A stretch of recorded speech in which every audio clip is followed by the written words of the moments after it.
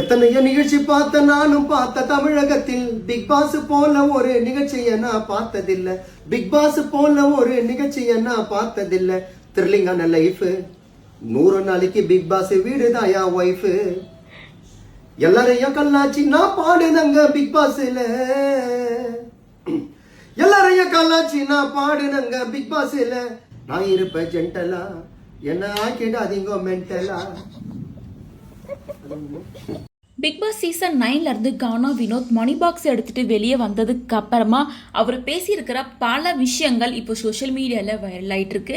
அதாவது நான் யாரோட பேச்சும் கேட்டும் மணி பாக்ஸ் எடுக்கல, எனக்கு இது போதும்னு தோணுச்சு. நான்லாம் இவ்வளோ தூரம் வந்ததே பெரிய விஷயம், இப்போ நான் ரொம்ப சந்தோஷமா இருக்கேன், எனக்கு நிறைய பண தேவை இருக்கு, அதுக்கு இது போதும் அப்படின்னு நினச்சி நான் இதோட ஸ்டாப் பண்ணிக்கலாம்னு நினச்சி தான் பணத்தை எடுத்துகிட்டு வந்தேன். ஸோ நான் வெளியே வந்ததுக்கு யாருமே எந்த ஒரு தூண்டுதலும் காரணம் இல்லை அப்படிங்கிறத வெளிப்படையாக பேசியிருக்காரு. அது மட்டும் இல்லாமல் வினோத் வெளியே வந்ததுக்கு அப்புறமா ரொம்ப எமோஷனலா நிறைய ஸ்டேட்மெண்ட்டையும் ரிலீஸ் பண்ண ஆரம்பிச்சிருக்காரு. இன்னொரு பக்கம் வினோத்தோட மனைவியான பாக்யா என்ன சொல்லியிருக்காங்கன்னா, டிராஃபி ஒரு அரசருக்கு முக்கியம் கிடையாது, ஒரு அரசர் யாரோட மனசெல்லாம் வின் பண்றாங்க அப்படிங்கறத முக்கியம். அந்த வகையில என்னோட கணவர் தான் எல்லாத்துக்கும் கிங். எங்க எல்லாருக்கும் எவ்வளவு சந்தோஷம் இருக்கு அப்படின்றத வார்த்தையால சொல்ல முடியாது.